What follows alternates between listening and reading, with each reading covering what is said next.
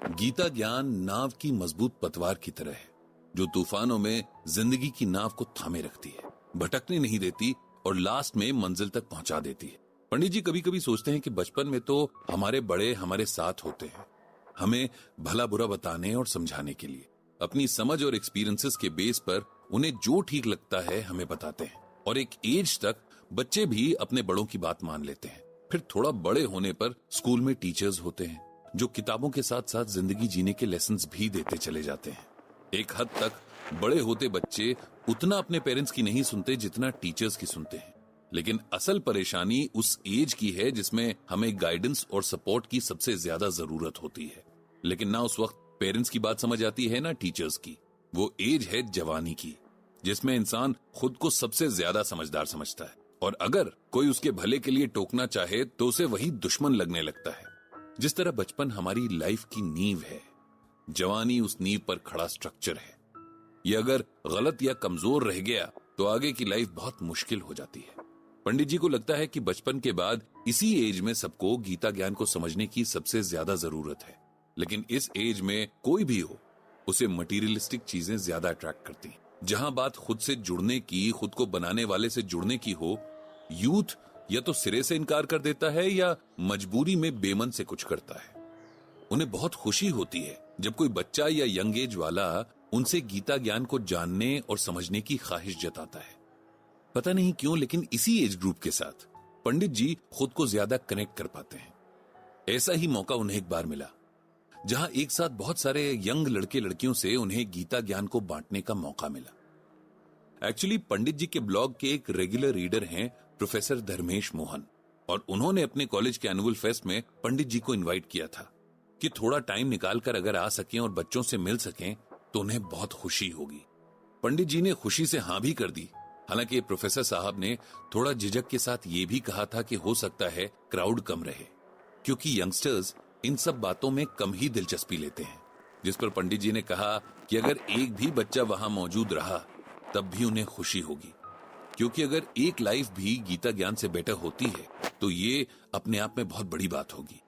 इस तरह पंडित जी का उस फंक्शन में जाने का प्रोग्राम तय हुआ। पंडित जी जब कॉलेज पहुंचे तो उन्हें अपने कॉलेज के दिन याद आ गए। तब में और अब में काफी कुछ बदल चुका है। पहले का माहौल और डिसिप्लिन अलग हुआ करता था, अब बदलते वक्त के साथ सब कुछ अलग है। बाकी बुजुर्गों की तरह पंडित जी इस बात की शिकायत भी नहीं करते, क्योंकि वे जानते हैं कि टाइम के साथ सब कुछ बदलता है और ये हमेशा से होता आया है।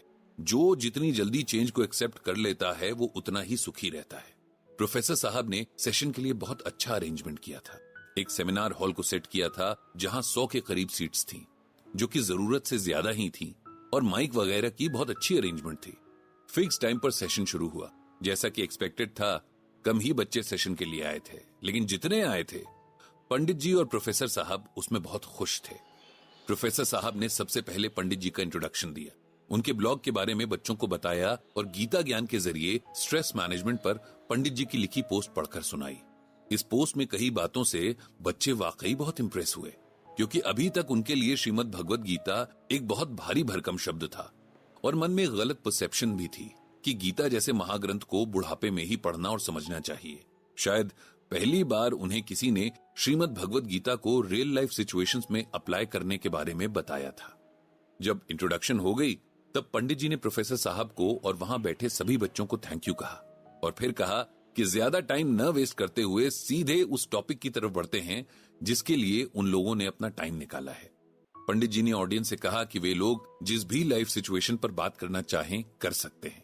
तब एक स्टूडेंट ने खड़े होकर सवाल किया कि अगर सब कुछ पहले से तय है, हमारा भाग्य हमारे पिछले कर्मों से बन चुका है, तब हम इस जन्म में मेहनत क्यों करें? कहा जाता है कि होता वही है जो भाग्य में लिखा गया है, तब कोई कुछ भी कर ले उससे क्या फर्क पड़ता है? यह सवाल एक ऐसा सवाल था जो पंडित जी से लगभग हर सेशन में पूछा ही जाता था। यहां भी पूछा गया तो उन्हें हैरानी नहीं हुई। हैरानी तो तब होती अगर नहीं पूछा जाता। पंडित जी ने कहा कि पहले कुछ और क्वेश्चंस भी ले लेते हैं और फिर देखते हैं अगर वो वापस में कनेक्ट करते हैं तो सबके आंसर्स साथ मिल जाएंगे। इस तरह बात और अच्छे से समझ भी आ जाएगी और टाइम भी बच जाएगा।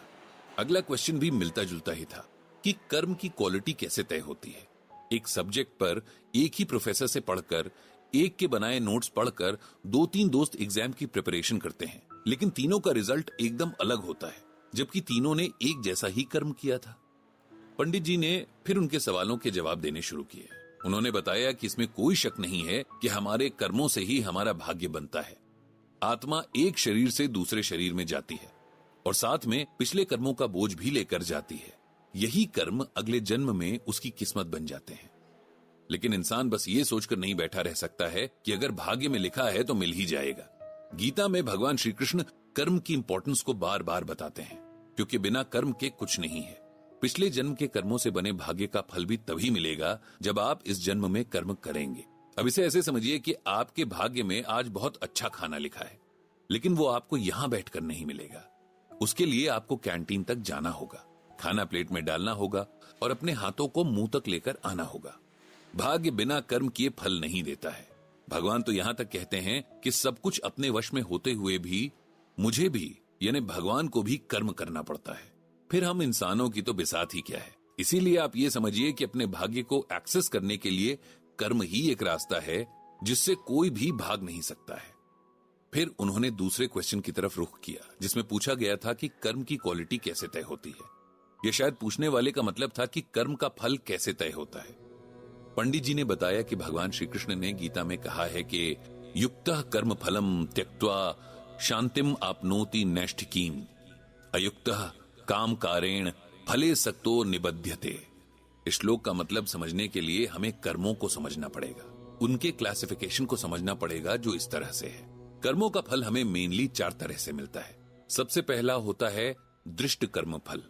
दृष्ट कर्म फल का मतलब जो हमारे नए कर्मों का फल है और हमें तुरंत मिल जाता है। जैसे कि हमने कर्म किया एग्जाम देने का और उसका रिजल्ट हमें तुरंत मिल गया। ये इसी जन्म का इसी वक्त का कर्म था और इसका फल तुरंत मिल भी गया। दूसरा होता है अदृष्ट कर्म फल। अदृष्ट कर्म फल में हम कर्म तो अभी करते हैं, लेकिन उनका फल हमें तुरंत नहीं मिलता। कभी बाद में इसी जन्म में या अगले जन्म में मिलता है, जैसे कि किसी अनजान इंसान की मदद करना। तीसरा होता है प्राप्त कर्म फल। यह हमारे पिछले कर्मों का फल होता है, जिसकी वजह से ही हम कहां, किसके यहां और किन सिचुएशंस में जन्म लेंगे, ये सब तय होता है। और चौथा होता है अप्राप्त कर्म फल। ये वो कर्म फल है जिनकी आप चिंता नहीं करते हैं। जब इंसान को सही मायने में ज्ञान हो जाता है, तब वो जो भी करता है उसके फल की न तो फिक्र करता है और न ही कोई उम्मीद ही करता है। जैसे आप जब पढ़ते हैं तो इसलिए पढ़ते हैं कि अच्छे मार्क्स के साथ पास हो जाएं और अच्छी जॉब मिल जाए।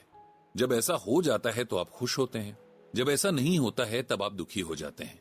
लेकिन जिसे गीता ज्ञान की समझ है वो सिर्फ अपना कर्म करेगा, जो कि पूरी मेहनत और ईमानदारी से पढ़ाई करना है। इसके बाद क्या होगा क्या नहीं इसके बारे में नहीं सोचना है। किसके कितने मार्क्स आए कितने नहीं आए ये भी नहीं सोचना है। हमारे कंट्रोल में सिर्फ हमारा कर्म है, इसका रिजल्ट नहीं, क्योंकि रिजल्ट को बहुत सारे और फैक्टर्स भी कंट्रोल करते हैं। जिसने ये समझ लिया, समझिए उसकी लाइफ सफल है। इस तरह कुछ और इंटरेस्टिंग क्वेश्चंस के साथ पंडित जी ने वो सेशन समाप्त किया। सभी बच्चों को उनसे मिलकर और पंडित जी को बच्चों से मिलकर बहुत खुशी हुई। दोबारा मिलने के प्रॉमिस के साथ पंडित जी घर आ गए।